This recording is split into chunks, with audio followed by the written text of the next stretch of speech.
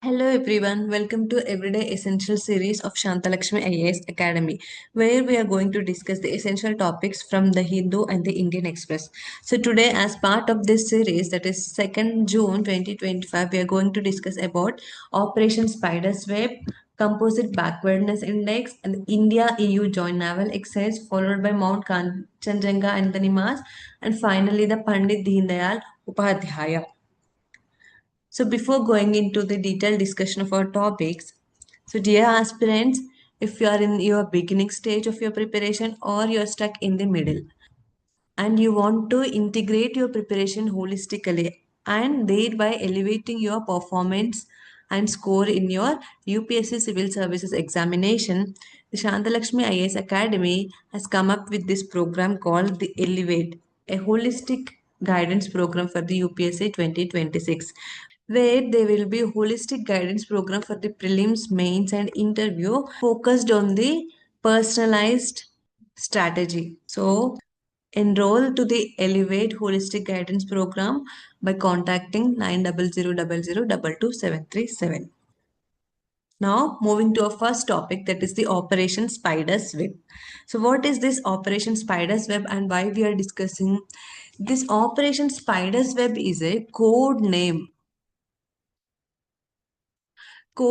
for the Ukrainians operation, which on 1st June 2025, the Ukraine has launched its broadest assaults of the war against the air bases inside Russia, which is named as this Operation Spider's Web. So we'll see what is this Operation Spider's Web. This Operation Spider's Web is a drone attack conducted by the security service of the Ukraine against the long-range aviation assets of the Russian Air Force bases, where it targeted 5 Air Force bases of Russia. Those 5 bases are Olynya Air Base, Ivanovo Air Base, Dyagilevo Air Base, Belaya Air Base, and the Ukrainka Air Base. And what is the significance of this Operation Spider's Web? See, the preparation for this Operation Spider Web has been done for almost 1.5 years. And this Operation Spider's Web was personally supervised by the Ukrainian President Volodymyr Zelensky. And it is the largest drone attack, which included 117 drones, and it damaged 40 aircrafts of these Russian air bases. And this was the first Ukrainian strike in Siberia. That is, the Belaya Air Base is in Siberia, and this is the first time the Ukraine hit this Siberia in the Belaya Air Base. And so, how this operation was conducted means here the drones were transported to Russia. From Ukraine to Russia. The drones were transported to Russia and transferred to the wooden launch containers. Wooden launch containers. And then these containers were mounted on trucks. So at the start of this attack, the roof of these containers were generally opened by the remotely operation. So at the start of this attack, the roofs of these containers were opened with the remote operation, and then these drones were flown to their target locations, thereby hitting the 5 air bases of Russia. So that's why, see, remember, Operation Spider's Web is related to the drone attack of Ukraine. So why this is significant? Because it is the first time the Ukraine has struck this Belaya airbase, which is in Siberia. Now, moving to our second topic, that is the composite backwardness index.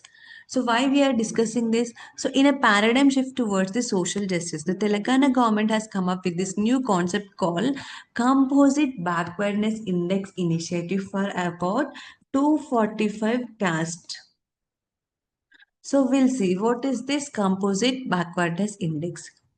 So, before going to this index, so what is the objective of this index means? It is to objectively evaluate the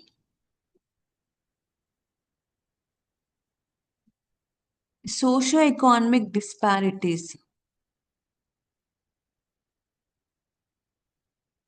Socioeconomic disparities or the backwardness of this caste.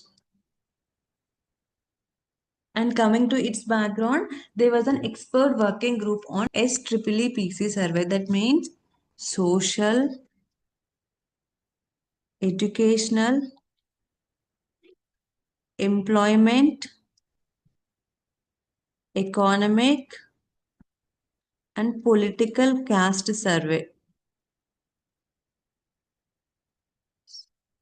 So this survey was conducted by examining 3.5 crore people of Telangana by giving around 74 questions. So from this survey, and this expert working group is headed by the J. Sudarshan Reddy.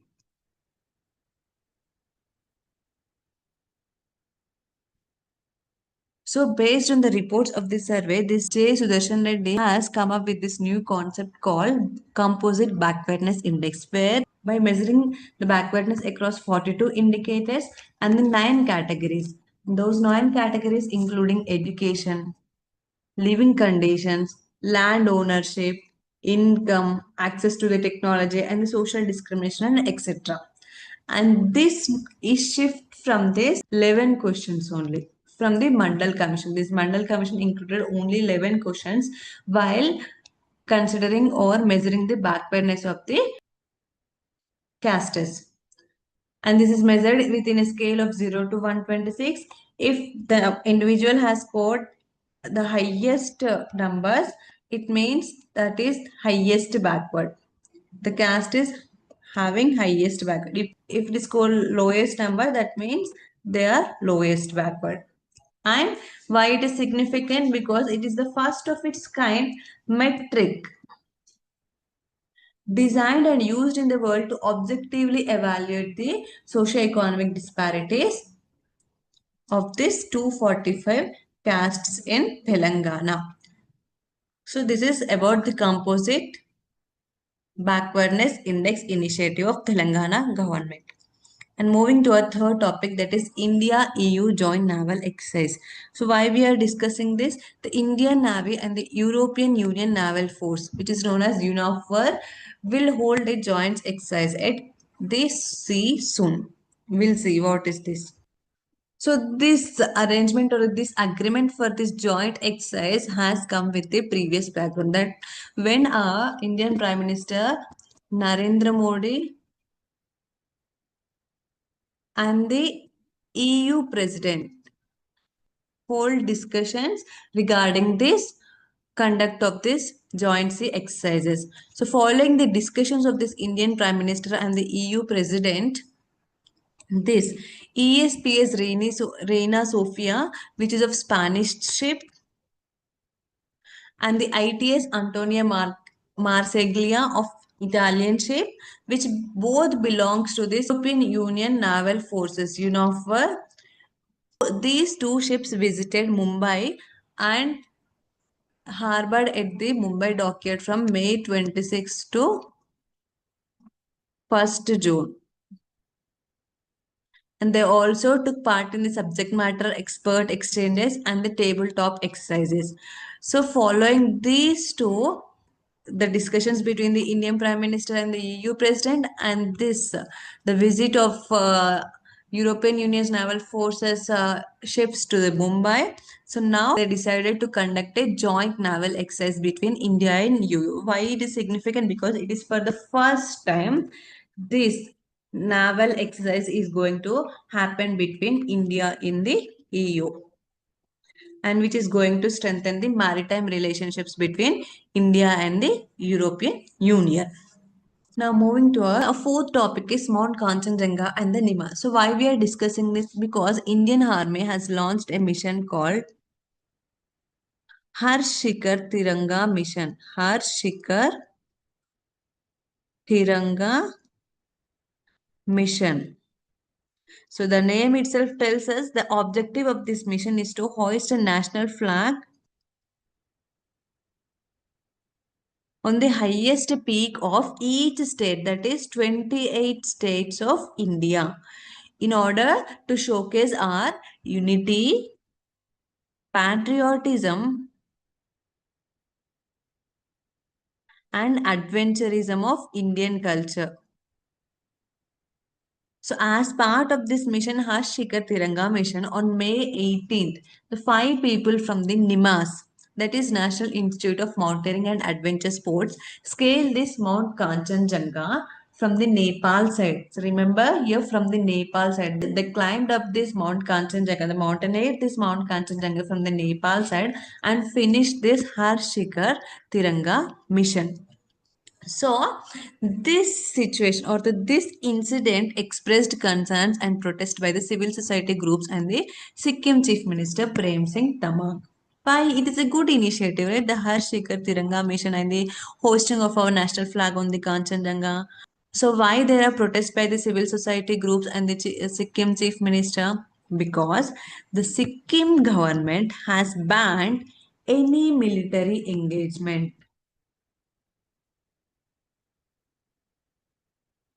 Any military engagement on this Mount Kanchenjunga by placing this Mount Kanchenjunga in the Places of Worship Act 1991. So why they banned? Because they considered this Mount Kanchenjunga as the sacred and any military engagement, and they thought that any military engagement will disturb the sacredness or the spiritual ecosystem of this Kanchenjunga. So they banned this military activity in Kanchenjunga. And now, see here, the five people from the Nimas climbed this mountain from the Nepal side because there are no restrictions on this from the ban on this Nepal government. So are you getting the point? Because the government has banned any military engagement or climbing of this Mount Kanchenjunga for the military purposes from the Indian side, these five members climb this mountain from the Nepal side because there is no any kind of restrictions. This event stirred or this event disturbed the emotions of the indigenous people in the Sikkim. So that's why we are discussing this Kanchenjunga and the Nimas. Now, before going to what is about the mountain Kanchenjunga and the Nimas, see, there are other oppositions by the indigenous people with respect to the activities by the other people. So, we'll see that internationally, the indigenous people of Kanaka Moili community from the Hawaii.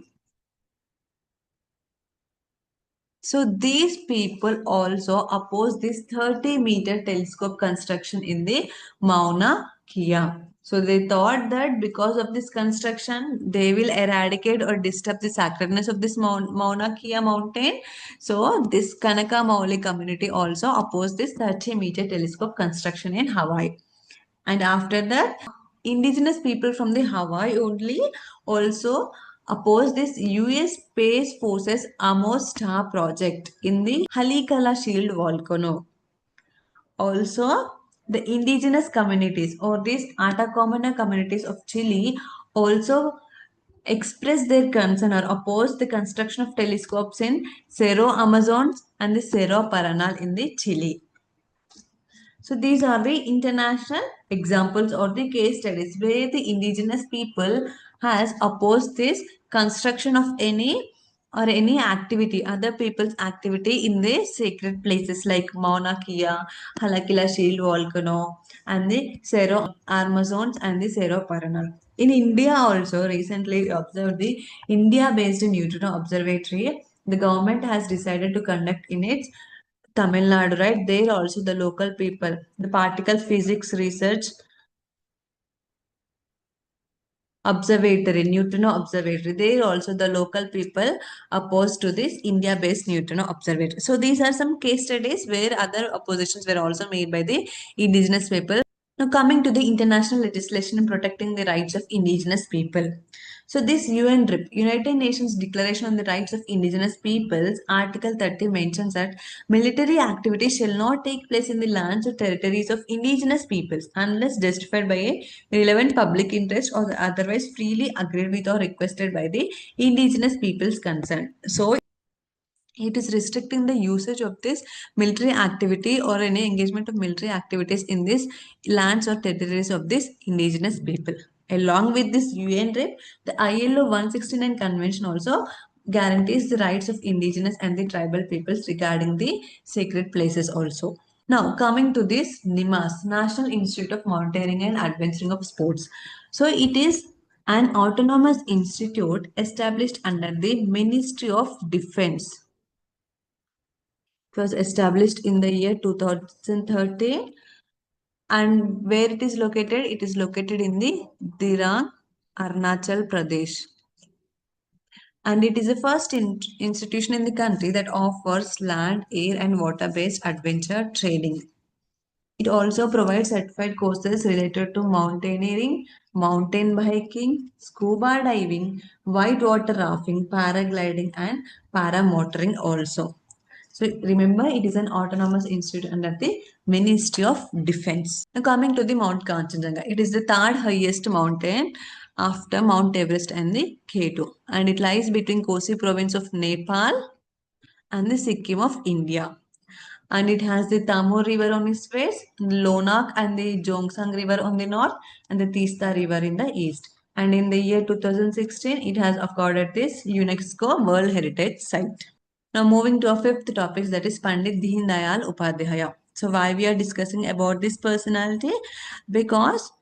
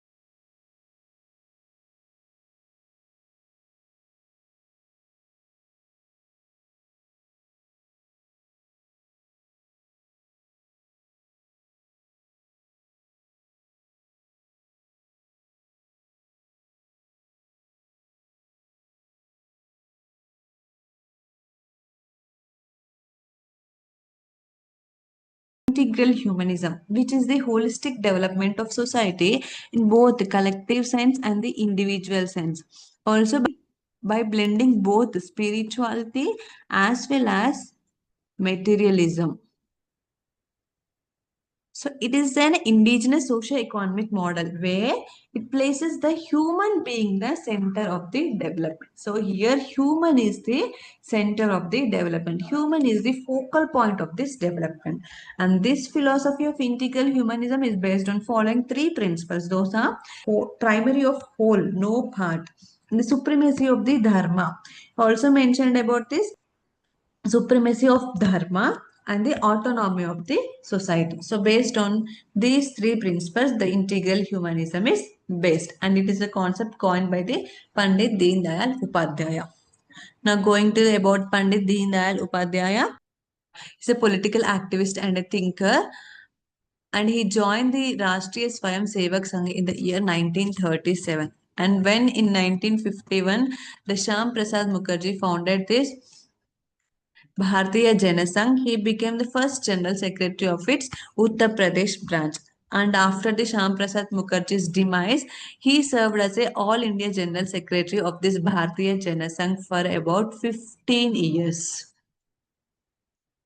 And he is the main component or the propaganda of this modern Hindutva also.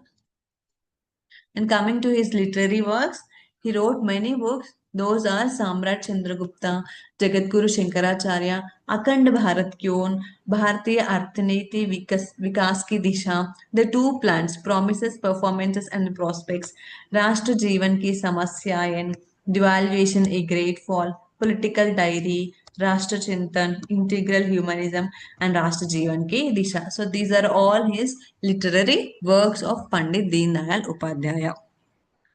So that's all for today's session. Thank you.